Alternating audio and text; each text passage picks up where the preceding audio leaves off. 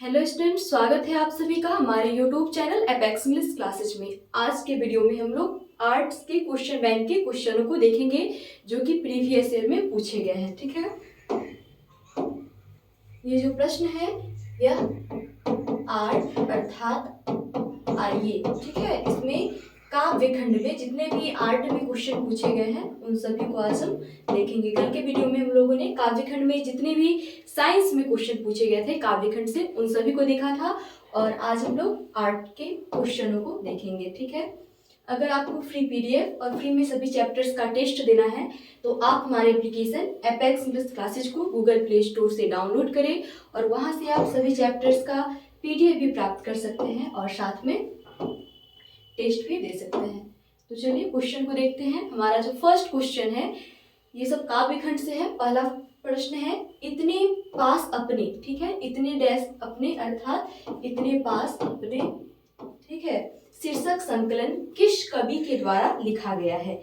ठीक है, इतने पास अपने शीर्षक संकलन जो है वह किस कवि के द्वारा लिखा गया है, तो यह शमशेर बहादुर सिंह जी की रचना है। ठीक है, ये किनकी रचना है? शमशेर बहादुर सिंह जी की। तो इसका जो सही आंसर हो जाएगा वो क्या होगा? शमशेर बहादुर सिंह। ठीक है, अब हम लोग अगले क्वेश्चन को देखते हैं। सेकेंड नंबर जो क्वेश्चन है, हिंदी साहित्य में गजानन मानव मुक्ति बोध का उदय कैसे कवि के रूप में हुआ। ठीक है, हिंदी साहित्य में गजानन मानव मुक्ति बोध का जो उदय हुआ है वह कैसे कवि के रूप में हुआ है, तो गजानन मानव मुक्ति बोध जो कि जन जन का चेहरा एक के रचनाकार है, उनका जो उदय हुआ है वो प्रयोगवादी कवि के रूप में हुआ है। ठीक है, प्रयोगवादी। तो इसका जो सही आंसर हो जाएगा वो क्या होगा? प्रयोगवादी। अब हम लोग अगले क्वेश्चन को देखते हैं। थर्ड नंबर क्वेश्चन, रघुवीर सहाय का जन्म कब हुआ था। ठीक है, किनका जन्म? तो रघुवीर सहाय का जन्म कब हुआ था? तो रघुवीर सहाय का जन्म 9 दिसंबर 1929 को हुआ था। किनका जन्म? रघुवीर सहाय जी का जन्म। ठीक है, अब हम लोग अगले क्वेश्चन को देखते हैं। फोर्थ नंबर क्वेश्चन है, कहीं नहीं वही कविता संग्रह किसके द्वारा लिखा गया है। ठीक है, फोर्थ नंबर क्वेश्चन क्या है? कहीं नहीं वही कविता संग्रह जो है वह किसके द्वारा लिखा गया है, तो यह अशोक वाजपेयी जी के द्वारा लिखा गया है, कहीं नहीं वही। ठीक है, 5 नंबर क्वेश्चन है, सत्संग में किनकी अभिरुचि थी। ठीक है, सत्संग में किनकी अभिरुचि थी, तो सत्संग में तुलसीदास जी की अभिरुचि थी। ठीक है, सत्संग में किनकी अभिरुचि थी, तो तुलसीदास जी की। इसका जो सही आंसर हो जाएगा वो क्या होगा? तुलसीदास। ठीक है, अगले क्वेश्चन को हम लोग देखेंगे। 6 नंबर क्वेश्चन है, मलिक मोहम्मद जायसी की मृत्यु कब हुई। ठीक है, मलिक मोहम्मद जायसी जी की रचना क्या है हमारे पाठ्य पुस्तक में? तो करवक है। ठीक है, करवक कहाँ से लिया गया है? तो पद्मावत से लिया गया है। पद्मावत महाकाव्य का एक अंश है। ठीक है, तो मलिक मोहम्मद जायसी की मृत्यु कब हुई थी, तो इनकी जो मृत्यु हुई उसका कोई फिक्स डेट पता नहीं है, एक लगभग एक अनुमानित तिथि बताई गई है कि इस ईस्वी में उनकी मृत्यु हुई थी। ठीक है, तो इसका जो सही आंसर हो जाएगा वो क्या होगा? लगभग 1548 ईस्वी। ठीक है, लगभग 1548 ईस्वी को मलिक मोहम्मद जायसी की मृत्यु हुई थी। 7 नंबर क्वेश्चन को देखते हैं, जायसी का जन्म स्थान कहाँ है। ठीक है, जायसी का जन्म स्थान कहाँ है, तो जायस कब्र अमेठी। ठीक है, जायसी जी का जो कि करवक के रचिता है उनका जो जन्म स्थान है वो कहाँ है? जायस कब्र अमेठी। इसका जो सही आंसर हो जाएगा वो क्या होगा? जायस कब्र अमेठी। अगले क्वेश्चन को देखते हैं। 8 नंबर क्वेश्चन, साहित्य लहरी के रचनाकार कौन है। ठीक है, साहित्य लहरी के रचनाकार कौन है, तो साहित्य लहरी के रचनाकार है सूरदास। ठीक है, अगर सूरदास की हम मुख्य रचनाएं की बात करें तो वो है सूरसागर। ठीक है, सूरसागर, सूरसरावली,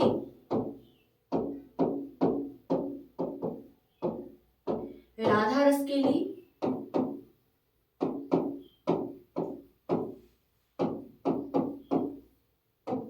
और साहित्य लहरी। ठीक है, ये जो है ये सूरदास की इंपॉर्टेंट रचना है, साहित्य लहरी। ठीक है, तो आप इसे ध्यान रखें। अब हम लोग अगले क्वेश्चन को देखते हैं।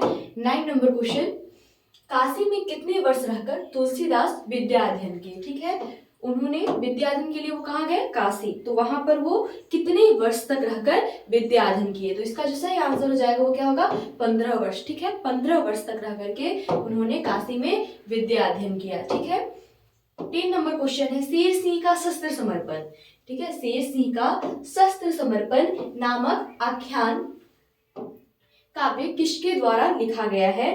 तो यह जयशंकर प्रसाद जी की कृति है। ठीक है, शेर सिंह का शस्त्र समर्पण, यह किसके द्वारा, ये किनकी कृति है? तो यह जयशंकर प्रसाद जी की कृति है। इसका जो सही आंसर हो जाएगा वो क्या होगा? जयशंकर प्रसाद। ठीक है, शेर सिंह का शस्त्र समर्पण। अब हम लोग अगले क्वेश्चन को देखते हैं, 11 नंबर क्वेश्चन। और जयशंकर प्रसाद की कौन सी रचना हमारे पाठ्य पुस्तक में दी गई है? तो वह है तुमुल कोलाहल कलह में। ठीक है, जो कि कामायनी का एक अंश है। अगले क्वेश्चन को देखते हैं, 11 नंबर क्वेश्चन है, नाभादास जी किस धारा के संत थे? ठीक है, नाभादास जी किस धारा के संत थे? तो वह वैष्णव दर्शन के संत थे। ठीक है, नाभादास जी जो है वह किस दर्शन के संत है? तो वह वैष्णव दर्शन के संत है। ठीक है, नाभादास जी की कौन सी रचना हमारे पाठ्य पुस्तक में है? तो छप्य। ठीक है, 6 पंक्तियों का जो गेपद होता है उसे छप्य कहा जाता है।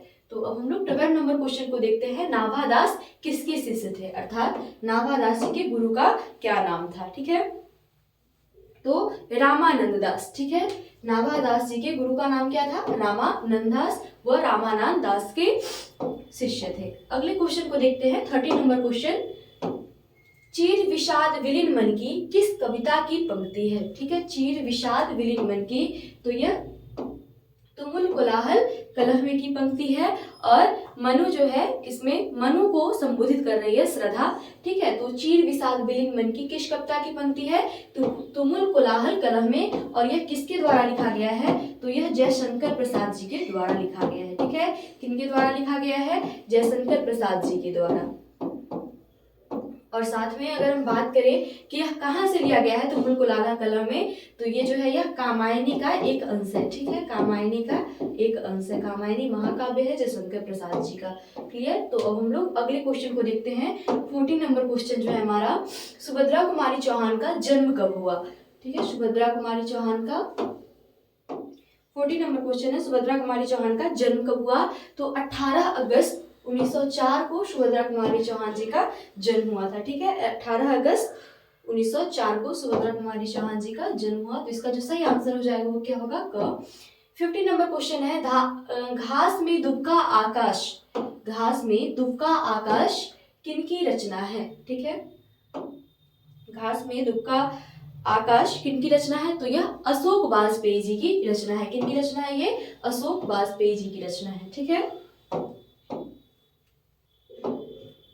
16 नंबर क्वेश्चन है, ज्ञानेंद्रपति बिहार लोक सेवा आयोग द्वारा चयनित होकर किस पद पर पदस्थापित हुए? ठीक है, बिहार लोक सेवा आयोग द्वारा वो चयनित हुए थे और किस पद पर थे? तो वह कारा अधीक्षक के पद पर थे। ठीक है, और कौन? ज्ञानेंद्रपति। ज्ञानेंद्रपति की जो रचना है गांव का घर, वह हमारे पाठ्य पुस्तक में दी गई है, जो कि संस्यात्मा से लिया गया है। आपसे ये क्वेश्चन भी पूछा जाता है कि गांव का घर किस कविता संग्रह से लिया गया है? तो यह संस्यात्मा से लिया गया है। ठीक है, अगले क्वेश्चन को देखते हैं, 70 नंबर क्वेश्चन जो है, चित्ररेखा किस कवि की रचना है? ठीक है, चित्ररेखा 70 नंबर क्वेश्चन है। तो चित्ररेखा जो है वह मलिक मोहम्मद जायसी जी की रचना है। और अगर मलिक मोहम्मद जायसी जी की मुख्य रचनाओं की बात करें तो चित्ररेखा, पद्मावत, कहरनामा, ये सब जो है यह जायसी जी की प्रमुख रचना है। ठीक है, तो अब हम लोग 80 नंबर क्वेश्चन को देखेंगे, रामवती गो खरगनी में बछड़ा हितधाई, यह पंक्ति किस कविता से है? रामवती गौ खरगनी में बछड़ा हितधाई, यशोदा माँ जो है वह कृष्ण को बोलती है, हे ब्रजराज उठिए। बछड़ा जो है वह अपने माँ की तरफ दौड़ते हुए जा रहा है दूध पीने के लिए। सुबह हो गई है। ठीक है, सुबह होने का संकेत दिया जा रहा है। तो यह सूरदास के पद से लिया गया है। सूरदास ने अपने पद में कृष्ण के वात्सल्य लीला का वर्णन किया है। ठीक है, इसका जो सही आंसर हो जाएगा वो क्या होगा? सूरदास के पद से। अगला क्वेश्चन देखते हैं, कवितावली के रचनाकार है। ठीक है, कवितावली, कवितावली के रचनाकार कौन है? तो तुलसीदास। ठीक है, इसका जो सही आंसर हो जाएगा वो क्या होगा? तुलसीदास। तुलसीदास की अगर मुख्य रचनाओं की बात करें तो रामचरितमानस, रामचरितमानस, विनय पत्रिका,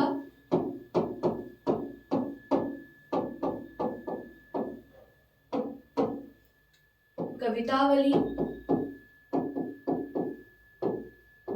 बड़बई रामायण, ठीक है, ये सब जो है ये इनकी मुख्य रचना है किनकी, तुलसीदास जी की, ठीक है। तो ये याद रखिएगा, इनकी जो मुख्य रचना है किसी भी एक कवि का, तो वो काफी इंपॉर्टेंट है आपके एग्जाम की दृष्टि से। अगले क्वेश्चन को देखते हैं, तुलसीदास ने अपने युग के किन दो साहित्यिक भाषाओं को अपनाया, ठीक है। तुलसीदास जी की बात है कि तुलसीदास ने अपने युग की किन दो भाषाओं को अपनाया, तो अवधी और ब्रज, ठीक है। उनकी जो रचना की भाषा है वो क्या है, अवधी और ब्रज है, ठीक है। अगले क्वेश्चन को देखते हैं, 21 नंबर क्वेश्चन, नाभादास की राम भक्ति मर्यादा के स्थान पर था तो माधुर्य भाव का पुट था, ठीक है। उसमें जो भाव था वो क्या था, माधुर्य भाव। अगले क्वेश्चन को देखते हैं, 22 नंबर क्वेश्चन, छत्रसाल दशक के कितने छंदों में महाराजा छत्रसाल की वीरता का यशोगान किया गया है, ठीक है। तो ये जो भूषण है, ठीक है, भूषण की जो रचना है कबीर, ठीक है, इसमें उनके दो प्रिय नायक शिवाजी और महाराजा छत्रसाल दोनों की वीरता का बखान किया गया है। शिवाजी और महाराजा छत्रसाल उनके दो प्रिय नायक हैं, उनकी वीरता का बखान किया गया है। तो कितने छंदों में, तो भूषण ने जो उनका रचना की है उनके ऊपर छत्रसाल दशक, तो उसमें कितने छंदों में महाराजा छत्रसाल की वीरता का बखान किया गया है, तो 10 छंदों में, ठीक है। कितने छंदों में, तो 10 छंदों में। और ये किसके द्वारा, छत्रसाल दशक जो है वो किनकी रचना हो जाएगी, तो भूषण की, ठीक है। अगले क्वेश्चन को देखते हैं, 23 नंबर क्वेश्चन है, कंकाल उपन्यास, ठीक है, कंकाल जो उपन्यास है वह किस कवि की रचना है, तो वह जयशंकर प्रसाद जी की रचना है, ठीक है। और जयशंकर प्रसाद जी की कौन सी रचना हमारे पाठ्य पुस्तक में है, तो तुमुल कोलाहल कलह में, ठीक है। अगले क्वेश्चन को देखते हैं, 24 नंबर क्वेश्चन, मैं असहाय विवश बैठी ही रही, उठ गया छौना मेरा, यह पंक्ति किस शीर्षक कविता से है, तो यह सुभद्रा कुमारी चौहान जी के द्वारा लिखा गया है। उनकी जब पुत्र की आकस्मिक मृत्यु हो जाती है, ठीक है, तो उन्होंने ये कविता की रचना की है, तो यह पुत्र वियोग से लिया गया है, जो कि सुभद्रा कुमारी चौहान जी के द्वारा लिखा गया है, और यह मुकुल का एक अंश है, ठीक है। सुभद्रा कुमारी चौहान जी का एक कविता संग्रह है मुकुल, उसी से यह कविता उद्धृत है, पुत्र वियोग। 25 नंबर क्वेश्चन की बात करें, तुलसीदास की माता का क्या नाम था, ठीक है। 25 नंबर क्वेश्चन है कि तुलसीदास जी के माता का क्या नाम था।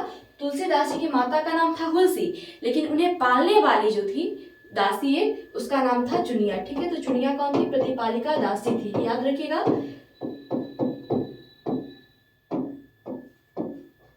ठीक है, चुनिया कौन थी, प्रतिपालिका दासी जो उन्हें पाली हुई थी, ठीक है। और हुलसी उनकी माता का नाम था।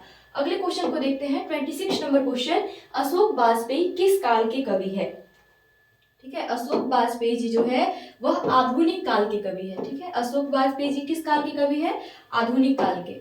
अगला देखते हैं, 27 नंबर क्वेश्चन, भगवान श्री कृष्ण किस कवि के पूज्य थे, तो भगवान श्री कृष्ण पर सूरदास जी की अनेकों कविताएं लिखी गई है। सूरदास जी जो थे वह भगवान श्री कृष्ण के पूज्य थे, और तुलसीदास जी जो है वह राम भक्ति शाखा के कवि है, ठीक है, वह राम के पूज्य है। तो इसका जो सही आंसर हो जाएगा वो क्या होगा, सूरदास। इसमें श्री कृष्ण के बारे में पूछा गया है। अगले क्वेश्चन को देखते हैं, 28 नंबर क्वेश्चन, उषा। उषा शीर्षक कविता के कवि है, ठीक है। उषा शीर्षक कविता के कवि कौन है, शमशेर बहादुर सिंह। और आपसे इस प्रकार भी क्वेश्चन पूछा जा सकता है, कितने बार पूछा भी जा चुका है, कि प्रकृति वर्णन से संबंधित कविता है तो यह भी उषा ही होगा, ठीक है। प्रकृति वर्णन से संबंधित कविता कौन है, उषा। और उषा के रचनाकार कौन है, शमशेर बहादुर सिंह। अगले क्वेश्चन को देखते हैं, जयशंकर प्रसाद किस वाद के कवि है, ठीक है। जयशंकर प्रसाद जी जो है वह छायावाद के कवि है, ठीक है। जयशंकर प्रसाद जी किस वाद के कवि है, तो छायावाद के। प्यारे नन्हे बेटे को कविता में लोहा किसका प्रतीक है, प्यारे नन्हे बेटे को कविता में, जो कि विनोद कुमार शुक्ल जी की रचना है, इसमें विनोद कुमार शुक्ल जी ने एक ऐसा वर्णन किया है जिसमें परिवार के सभी सदस्य मिलकर के लोहा ढूंढ रहे हैं। इसमें जो लोहा है वह कर्म का प्रतीक है, ठीक है। लोहा किसका प्रतीक है, कर्म का, अर्थात काम का प्रतीक है।